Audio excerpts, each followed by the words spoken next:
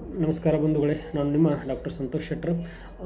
ಇವತ್ತೊಂದು ವಿಶಿಷ್ಟ ಕಾರ್ಯಕ್ರಮಕ್ಕೆ ತಮ್ಮನ್ನು ಕರೆದುಕೊಂಡು ಹೋಗುವನಿದ್ದೇನೆ. ಬಂಧುಗಳೇ, ನಾವು ಇವತ್ತು ಮಕ್ಕಳ ಸಾಹಿತ್ಯ ಪರಿಷತ್ತು ಲೋಕಾಪುರ ಘಟಕ ಹಾಗೂ ಪ್ರಾಥಮಿಕ ಆರೋಗ್ಯ ಕೇಂದ್ರದ ಸಹಯೋಗದಲ್ಲಿ ವಿಶಿಷ್ಟವಾದಂತಹ ಸ್ವಾತಂತ್ರ್ಯೋತ್ಸವ ಹಾಗೂ ರಕ್ಷಾಬಂಧನ ಕಾರ್ಯಕ್ರಮವನ್ನು ಆಯೋಜನೆ ಮಾಡಿದ್ದೆವು. ಈ ಒಂದು ಕಾರ್ಯಕ್ರಮದ ಉದ್ದೇಶ ಏನು ಅಂತಂದರೆ, ಗರ್ಭಿಣಿ ತಾಯಂದಿರ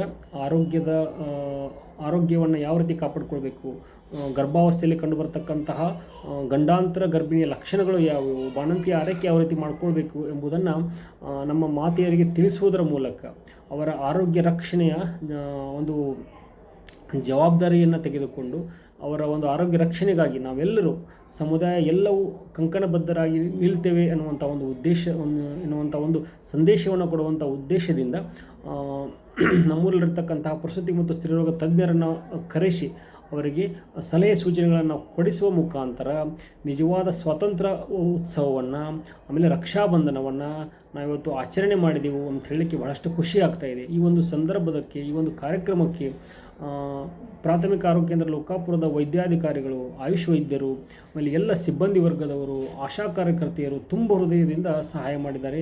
ಅವರಿಗೆ ನಾವು ಮಕ್ಕಳ ಸಾಹಿತ್ಯ ಪರಿಷತ್ತಿನ ವತಿಯಿಂದ ಅನಂತ ಧನ್ಯವಾದಗಳನ್ನು ಹೇಳ್ತಾ ಇದ್ದೇವೆ. ಬಂಧುಗಳೇ, ಗರ್ಭಿಣಿ ತಾಯಂದಿರ, ಬಾಣಂತಿಯರ ರಕ್ಷಣೆಯು ಅದು ಕೇವಲ ಆ ಒಂದು ಮನೆತನಕ್ಕೆ ಸಂಬಂಧಪಟ್ಟಿದ್ದಲ್ಲ, ಅದು ಸಮುದಾಯದ ಜವಾಬ್ದಾರಿ. ಆದ್ದರಿಂದ ನಾವೆಲ್ಲರೂ ಸಹಿತ ಅವರ ರಕ್ಷಣೆಗೆ ಕಂಕಣಬದ್ಧರಾಗಿ ನಿಲ್ತೇವೆ ಎಂಬತಕ್ಕಂಥದ್ದನ್ನು ಹೇಳುವ ಒಂದು ಉದ್ದೇಶಕ್ಕಾಗಿಯೇ ಈ ಒಂದು ರಕ್ಷಾಬಂಧನ ಕಾರ್ಯಕ್ರಮವನ್ನು ನಾವು ಮಾಡಿದೆವು. ರಕ್ಷಾಬಂಧನವು ಜನರಲ್ಲಿ ಒಂದು ಸೌಹಾರ್ದತೆಯನ್ನು, ಸಹೋದರ ಭಾವವನ್ನು ಮೂಡಿಸ್ತಕ್ಕಂಥ ಒಂದು ವಿಶಿಷ್ಟ ಹಬ್ಬ, ವಿಶಿಷ್ಟ ಭಾರತೀಯ ಹಬ್ಬ.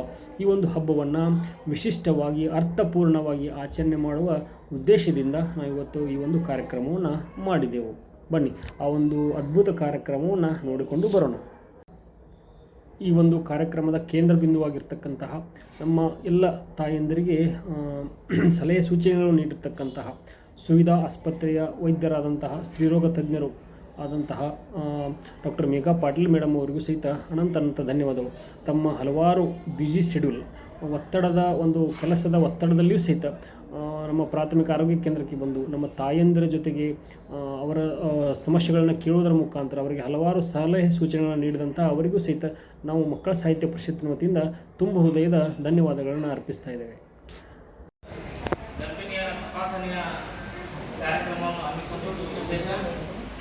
ಈ ಒಂದು ಕಾರ್ಯಕ್ರಮದ ಅಧ್ಯಕ್ಷತೆಯನ್ನು ನಮ್ಮ ನೆಚ್ಚಿನ ವೈದ್ಯಾಧಿಕಾರಿಗಳಾದಂಥ ಡಾಕ್ಟರ್ ಮುಲಾಮಸ್ ಅವರು ವಹಿಸಿಕೊಳ್ಬೇಕಂತಂದು ಅವರಲ್ಲಿ ಕೇಳ್ತಾರೆ. ಮುಖ್ಯ ಕೇಂದ್ರ ಬಿಂದುವಾದಂತಹ ಸುವಿಧಾ ಆಸ್ಪತ್ರೆಯ ಸ್ತ್ರೀರೋಗ ಮತ್ತು ಪ್ರಸೂತಿ ತಜ್ಞರು ಆದಂತಹ ಶ್ರೀಮತಿ ಮೇಘಾ ಪಾಟೀಲ್ ಮೇಡಮ್ ಅವರಿಗೂ ಹಾಗೂ ಮಕ್ಕಳ ಸಾಹಿತ್ಯ ಪರಿಷತ್ತಿನ ಉಪಾಧ್ಯಕ್ಷರಾದಂತಹ ಗರಾಧರ್ ಮೇಡಮ್ ಅವರಿಗೂ ಹಾಗೂ ಕನ್ನಡ ಜಾನಪದ ಪರಿಷತ್ತಿನ ಅಧ್ಯಕ್ಷರಾದಂತಹ ರೇಖಾ ನರಟ್ಟಿ ಮೇಡಮ್ ಅವರಿಗೂ ಹಾಗೂ ಎಲ್ಲ PHCಯ ಎಲ್ಲ ಸಿಬ್ಬಂದಿ ವರ್ಗದವರಿಗೂ, ಆಶಾ ಕಾರ್ಯಕರ್ತೆಯರಿಗೂ, ಆಶಾ ಸಹೋದರಿಯರಿಗೂ ಹಾಗೂ ಎಲ್ಲ ಗರ್ಭಿಣಿ ಮಾತೆಯರಿಗೂ ನಮಸ್ಕರಿಸುತ್ತಾ, ಇವತ್ತು ಏನು ವಿಶೇಷಪ್ಪ ಅಂತಂತಂದ್ರೆ ಸ್ವಾತಂತ್ರ್ಯ ದಿನೋತ್ಸವ ಹಾಗೂ ರಕ್ಷಾಬಂಧನ ಈ ಎರಡೂ ಕಾರ್ಯಕ್ರಮಗಳನ್ನು ಪ್ರತಿ ವರ್ಷ ನಾವು ವಿಶೇಷ ರೀತಿಯಿಂದ ಆಚರಣೆ ಮಾಡ್ಕೊತಾ ಬಂದಿದ್ದೀವಿ. ಅದಕ್ಕೆ ಈ ವರ್ಷ ಮಕ್ಕಳ ಸಾಹಿತ್ಯ ಪರಿಷತ್ ವತಿಯಿಂದ ಯಾವ ರೀತಿ ಅದನ್ನು ಮಾಡಬೇಕು ಅನ್ನುವಂಥ ಒಂದು ವಿಚಾರ ಮಾಡಿದಾಗ, ಈಗ ನಾವು ಕಳೆದ ಹಲವಾರು ದಿನಗಳನ್ನು ನೋಡ್ತಾ ಇದ್ದೀವಿ.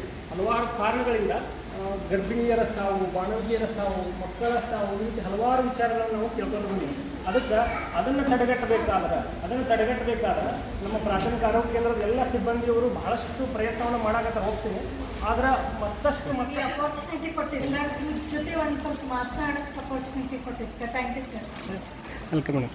ಈಗ ನಾನು ಮೇನ್ಲಿ ಕಾನ್ಸಂಟ್ರೇಟ್ ಮಾಡೋದು ಹೆರಿಗೆ, ಪ್ರೆಗ್ನೆನ್ಸಿ, ಡೆಲಿವರಿ ಆದಮೇಲೆ ಏನೇನು ನೋಡ್ಕೋಬೇಕು ಅದನ್ನೆಲ್ಲ. ಈಗ ಡೆಲಿವರಿ ಅಂದ್ರೆ ಫಸ್ಟ್ ಪ್ರೆಗ್ನೆನ್ಸಿ ಒಳಗೆ ಹೆರಿಗೆ ಮತ್ತು ಸ್ತ್ರೀರೋಗ ತಜ್ಞೆ ಸುವಿಧಾ ಹಾಸ್ಪಿಟಲಿಂದ, ಸುವಿಧಾ ಹಾಸ್ಪಿಟಲ್ ಇಲ್ಲಿ ಲೋಕಾಪುರದಾಗ ವೆರಿ ರೀಸೆಂಟಾಗಿ ಸ್ಟಾರ್ಟ್ ಮಾಡಿದ್ದೀವಿ. ಅಲ್ಲಿ ಸ್ತ್ರೀರೋಗ, ಹೆರಿಗೆ ಮತ್ತು ಜನರಲ್ ಮೆಡಿಸಿನ್ ಡಿಪಾರ್ಟ್ಮೆಂಟ್ ಇವತ್ತು ಸರ್ ಆಕ್ಚುಲಿ ನಮಗೆ ಒಂದು ವಾರ ಮೇಡಮ್ ರಕ್ಷಾಬಂಧನ ಅಂದ್ರೆ ಏನು?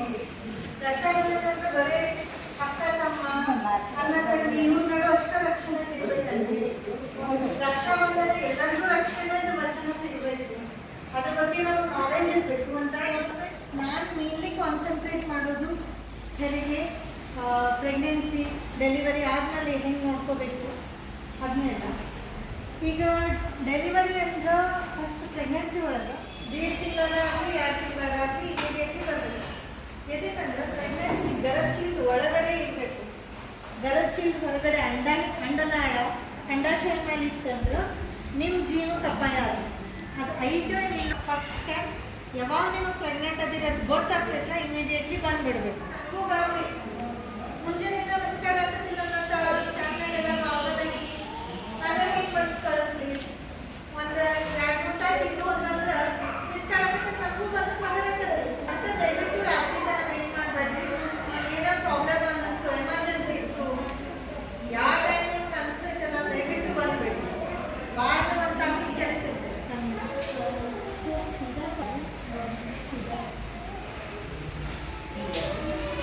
ಟಿ ಟಿ ಇಂಜೆಕ್ಷನ್ ಗೌರ್ಮೆಂಟ್ನಾಗ ಅವೈಲೇಬಲ್ ಅದಾವ. ಗೌರ್ಮೆಂಟ್ನಾಗ ಒಂದು 5 ತಿಂಗಳಿಗೆ ತಗೋರಿ, ಒಂದು 7 ತಿಂಗಳಿಗೆ ತಗೋರಿ. 7 ತಿಂಗಳಿಗೆ ಎದಕ್ಕೆ ಹೇಳ್ತೀನಿ ಅಂದ್ರೆ ನೀವೇನು ಇಂಜೆಕ್ಷನ್ ತೊಗೊಂಡಿರ್ತೀರಲ್ಲ ಅದ್ರ ಪರಿಣಾಮ ಕೂಸು ಹುಟ್ಟಿದ ಮೇಲೆ ಅದಕ್ಕೊಂದು ಸ್ವಲ್ಪ ದಿನ ಏನು ಹೋಗಲ್ಲ. ನಾವು ಇಂಜೆಕ್ಷನ್ ಅಧಿಕಾರಿಗಳು ಹೇಳ್ತಿರ್ತೀವಿ, ವೈದ್ಯರಿಗಾರು ಹೇಳ್ತಾರೆ ಇಲ್ಲ ಅಂತಲ್ಲ.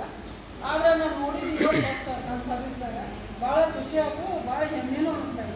ಡಾಕ್ಟರ್ಸ್ ಎಲ್ಲ ಹಿಂಗಾದ್ರು ಫಂಕ್ಷನ್ ಮಾಡೋದು ಏನು ವಿಷಯ ಅಂದರೆ ಹೆಲ್ತ್ ಚೆಕಪ್ ನಡೀತಿರ್ತದ, ಚೆಕಪ್ ಮಾಡ್ತಿರ್ತಾರೋ ಹೋಗ್ತಿರ್ತಾರೋ ಬರ್ತಿರ್ತಾರೆ, ಇವೆಲ್ಲ ನೋಡಿ ನಾವು ಇಷ್ಟೊಂದು ದೊಡ್ಡ ರೋಡಾಗಿ ಇಷ್ಟೊಂದು ದೊಡ್ಡ ಒಂದು ಫಂಕ್ಷನ್ ಆಗಿ ಮುಂಚಿನ ಥರ ಒಂದು ಕಾರ್ಯಕ್ರಮ ಆಗಿ ಮಾಡ್ತಾ ಇರೋದು ಹೆಮ್ಮೆ ಅನಿಸ್ತದ.